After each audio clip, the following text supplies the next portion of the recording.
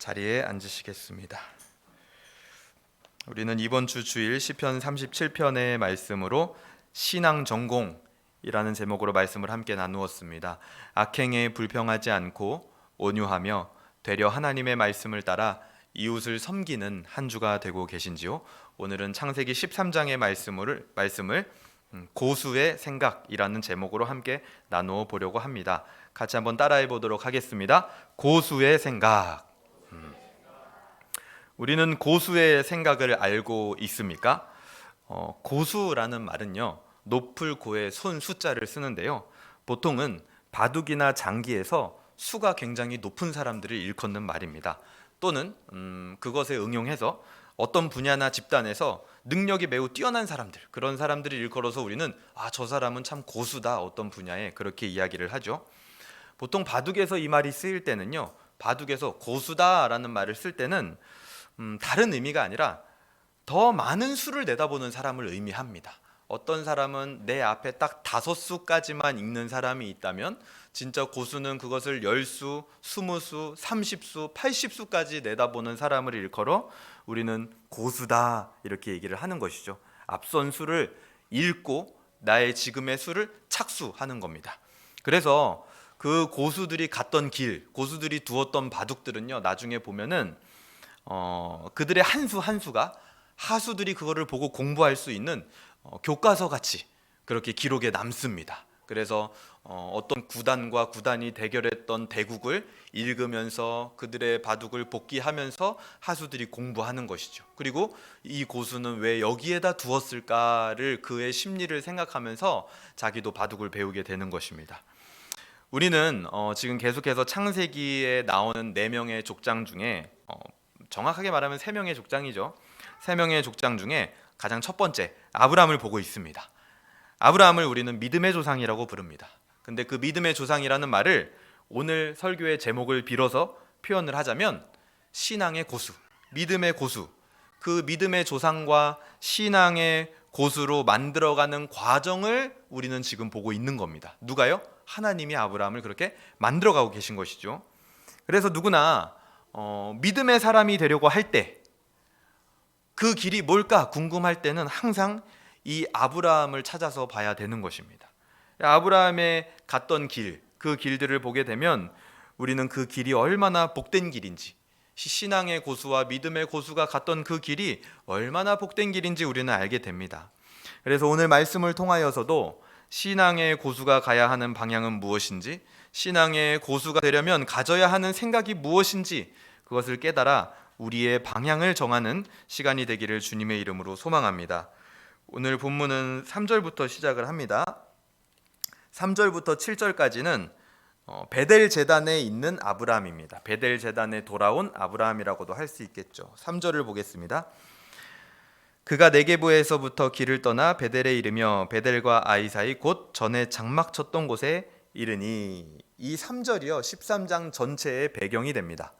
아브라함이 이제 12장에서 애굽에 갔다가 거기서 된통 여러 가지 일을 겪게 되면서 다시 약속의 땅으로 돌아왔음을 보여주는 겁니다.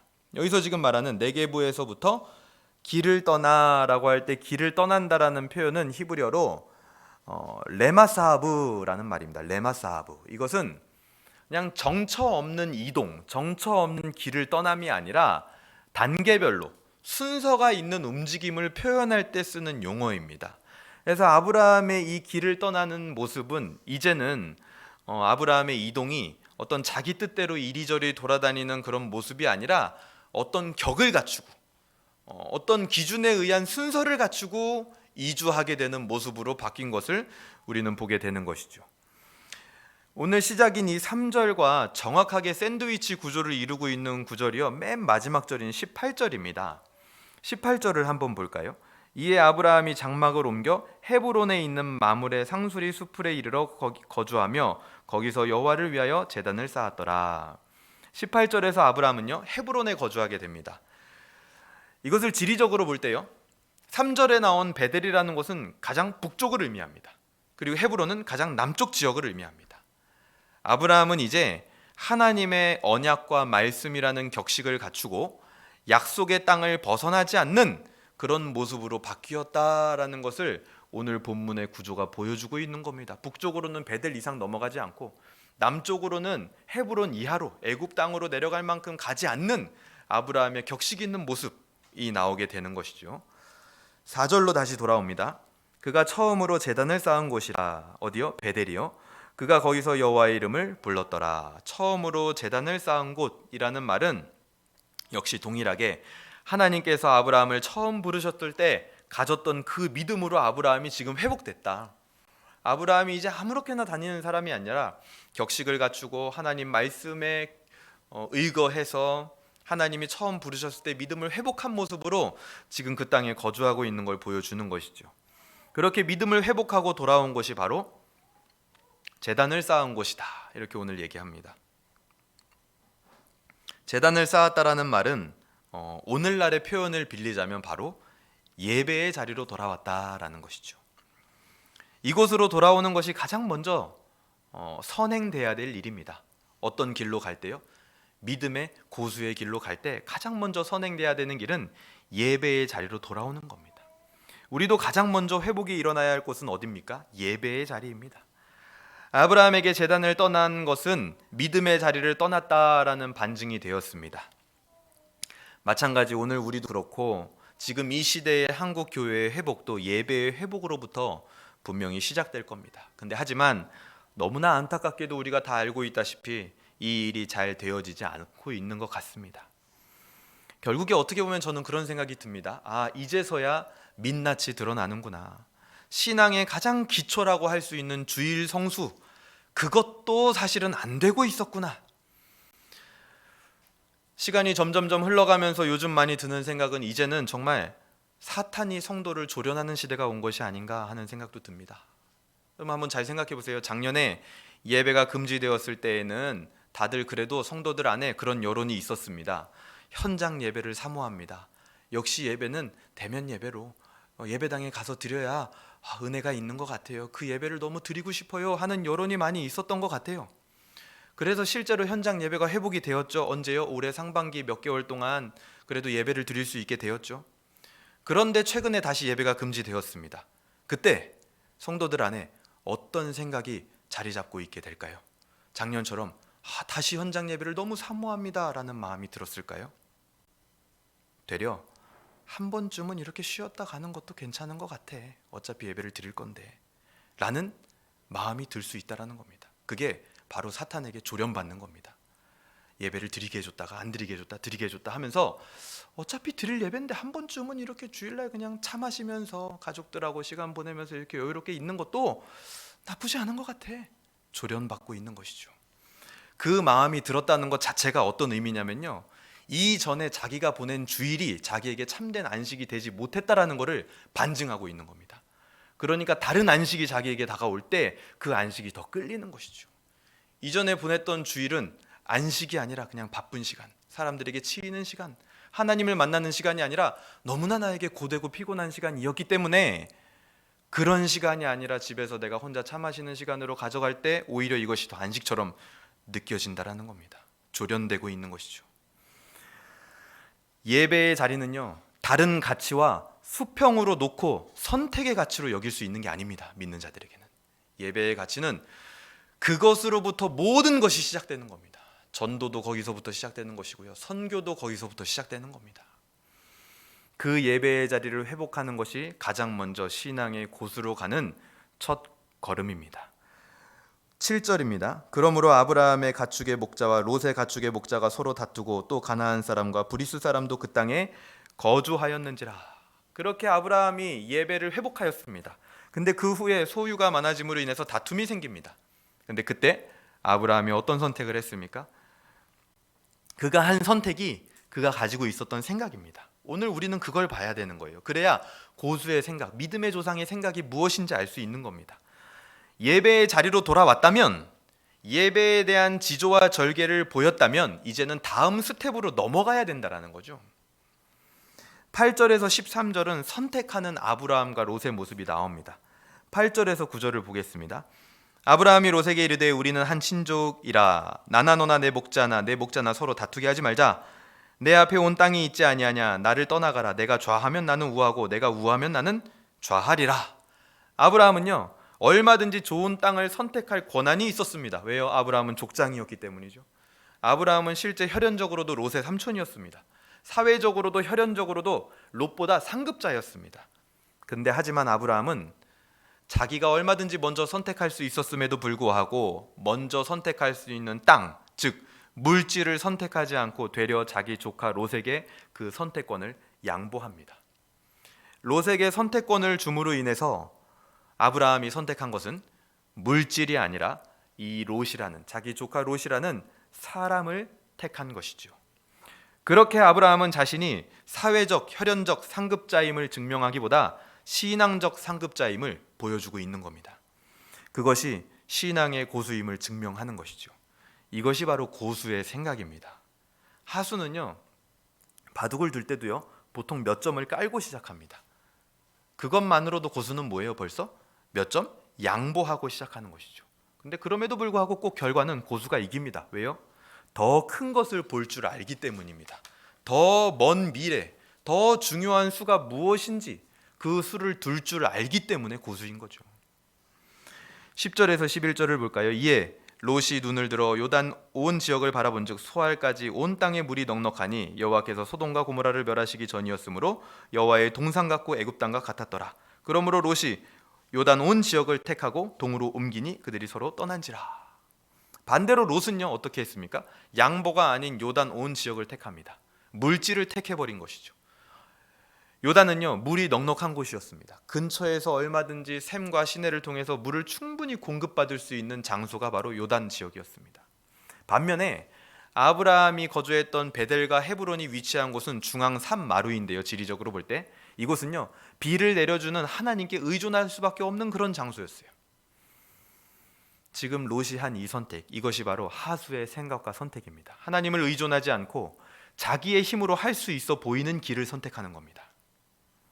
11절에 뭐라고 합니까? 롯은 동으로 옮겼다 이렇게 얘기합니다. 이때 옮긴다라는 말이요, 아까 3절에서 나왔던 아브라함이 길을 떠났다라는 말하고 똑같습니다. 어근이요. 아브라함은요, 그가 길을 떠날 때 하나님의 인도 따라서 성도가 되는 길을 순서 있게 격식을 갖추고 절차에 따라 갔다면 롯은 되려 그 반대로 위험과 파멸의 길로 순서 있게 격식을 갖추고 절차 있게 차근차근 걸어가고 있는 겁니다. 믿음의 조상 아브라함의 모습을 통해 우리가 배워야 하는 신앙 고수의 생각은 무엇입니까? 예배에 성공했다면 아브라함도 예배를 회복했습니다. 그 다음에는 이제 영혼과 사람의 가치를 선택하는 것이 고수의 순서입니다. 오늘 이 사건은 베델의 제단과 헤브론의 제단 그 사이에 딱 들어있습니다. 이 사건이 예배 드리는 것과 그 중앙에는 사람을 선택하는 사건이 있었다라는 거예요. 영혼을 선택하는 사건. 그 말인즉슨 예배를 성공했다면 이제는 사람을 택하는데도 우리는 성공해야 할 순서라는 겁니다. 예배에 성공해야만 사람을 택하는 일에도, 영혼을 구원하는 일에도 성공할 수 있음을 시사하고 있는 겁니다. 신앙과 절개를 하나님과 사람 앞에 예배로 보였다면 그 다음은 무엇입니까? 우리는 지혜를 가지고 우리 이웃에게 시선을 돌릴 수 있어야 합니다. 그것이 무엇이에요? 우리의 과제입니다. 쉽지 않습니다. 우리 신앙의 지조를 보였다면 이제는 그것을 설명하고 우리 이웃을 깨우치고 신앙이 무엇인지 알 수 있도록 하는 것, 그것이 우리의 과제라는 것이죠. 그것이 물질과 사람 중 사람을 택할 줄 알았던 아브라함의 생각입니다. 하나님의 형상인 사람을 우리가 얻을 수 있는 그 어떤 가치보다 우선적인 가치로 두는 것입니다. 아브라함이 사람을 선택할 수 있는 그 선택의 힘, 원동력은 무엇입니까? 자신이 선택권을 포기했지만, 좋은 땅을 선택하는 것을 포기했지만 하나님께서 약속의 땅을 주시겠다는 신뢰가 있기 때문에 아브라함은 사람, 영혼의 가치를 선택할 수 있는 겁니다. 사람을 선택하는 그 길은 하나님을 신뢰해야만 가능한 것입니다. 그것이 바로 고수의 생각이며 고수의 순서입니다. 반면에 롯은 어땠습니까? 사람보다 더 우선하는 가치가 그에게 항상 있었습니다. 그것은 눈에 보이는 물질이었습니다. 마치 이 롯의 모습을 보면 인권을 이야기하지만 진정한 생명의 존엄은 없는 이 세상, 이 사회의 모습을 보는 것과 똑같습니다. 사람의 가치가 땅에 떨어진 것입니다. 애완동물을 죽이면 벌금이 몇 천만 원이지만 낙태는 합법화가 되어져 가고 있는 이 시대를 보는 것 같습니다. 생명의 존엄이 상황과 환경에 따라 바뀔 수도 있는 상대적인 가치로 전락해버린 시대가 지금 이 시대입니다.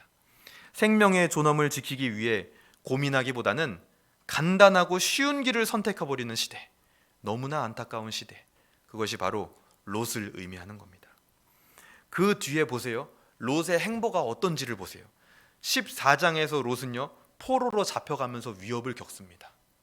18장에서는요, 소돔을 멸하실 때 죽을 뻔하다 겨우 살아납니다. 그게 롯이 간 길입니다. 계속해서 위협이 다가오는 것, 그것이 롯의 선택의 결과물들인 거죠. 우리는 이 가운데 어떤 생각과 길을 배워야 합니까? 둘 중에 하나입니다. 고수가 되거나 하수로 남거나. 14절부터 오늘 본문 맨 마지막 18절까지는 복받는 아브라함의 모습이 나옵니다.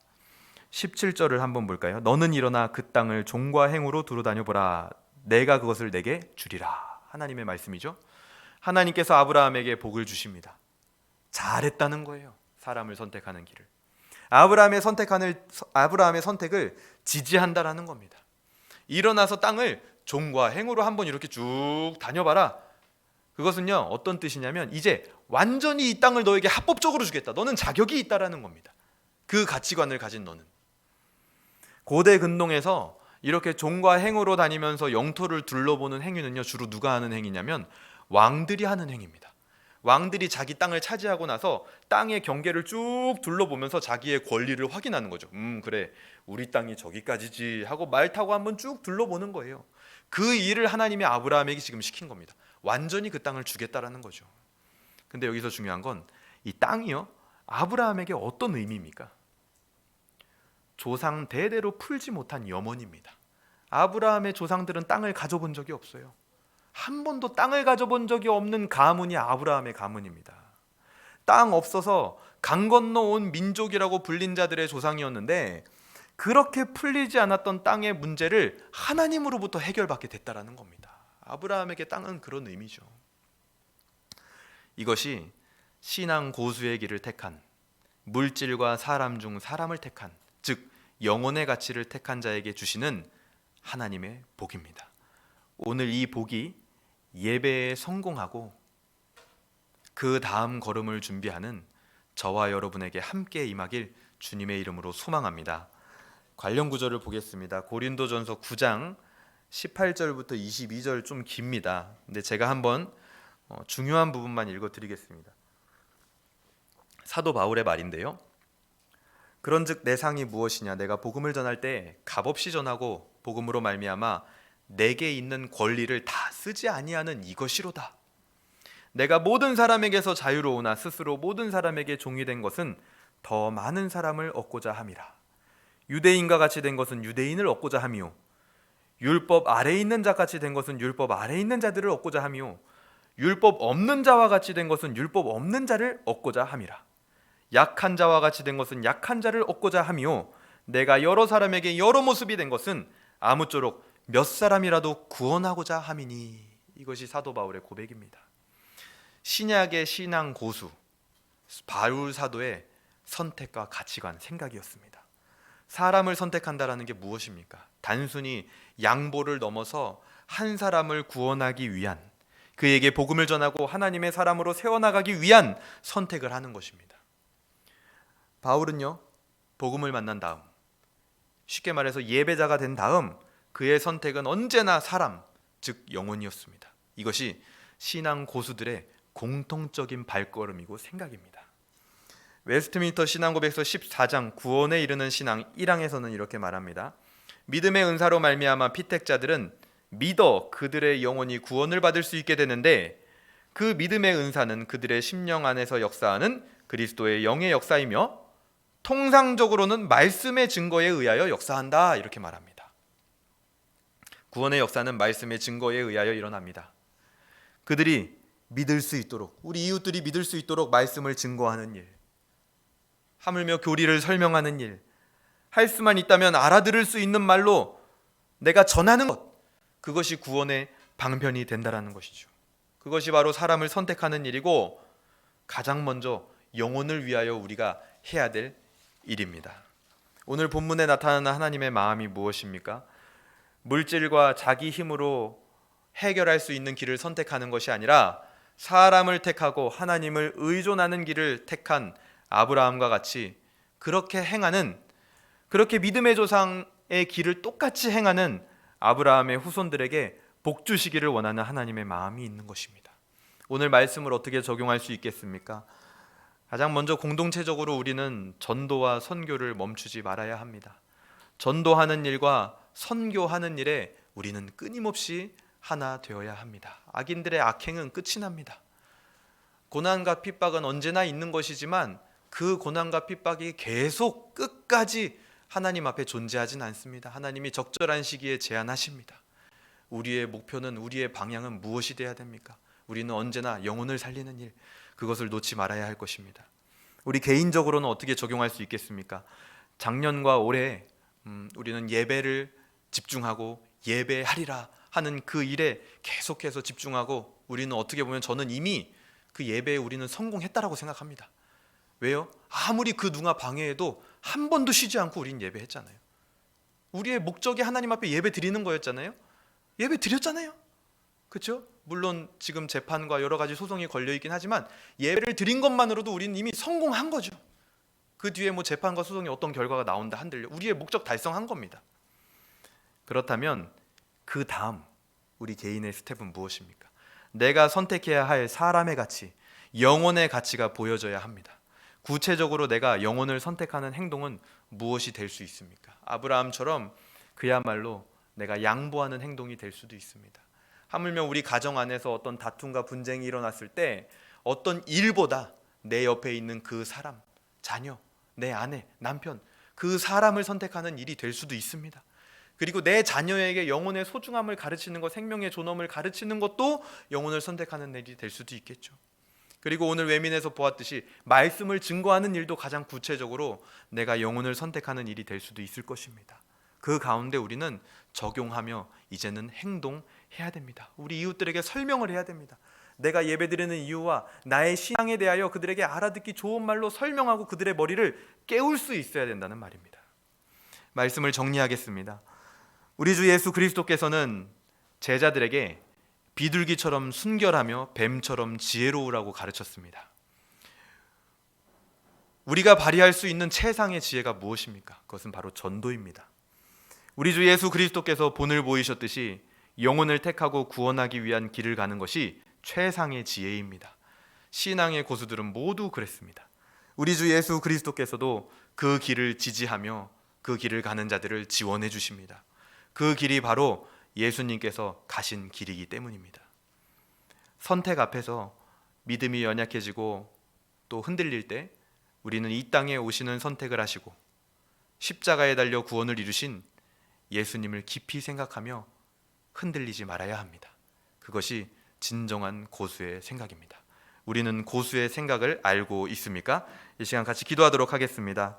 첫 번째는 우리가 회개할 수 있으면 좋겠는데요. 눈에 보이는 것을 혹시라도 따라가고 하나님이 아닌 내 힘을 의지하는 그런 어떤 롯과 같은 하수의 생각들에 아직도 우리가 머물러 있었다면 그것은 이제 회개해야 될 문제입니다. 두 번째로는 간구했으면 좋겠습니다. 사람과 영혼을 선택하는 그 길목에서 예수 그리스도의 본을 따라 우리가 선택할 수 있도록 성령님께 우리를 도와달라고 간구했으면 좋겠습니다. 물질이 아니라 어떤 일이 아니라 사람을 선택하고 영혼을 선택하는 가치를 가지게 해주세요 하고 기도했으면 좋겠고요. 마지막 결단했으면 좋겠습니다. 사람을 선택하는 그 실행을 할 때에 양보부터 시작하여서 말씀 증거까지 내가 할 수 있는 그런 결단들을 했으면 좋겠습니다. 이 시간 같이 함께 기도하도록 하겠습니다. 기도합니다.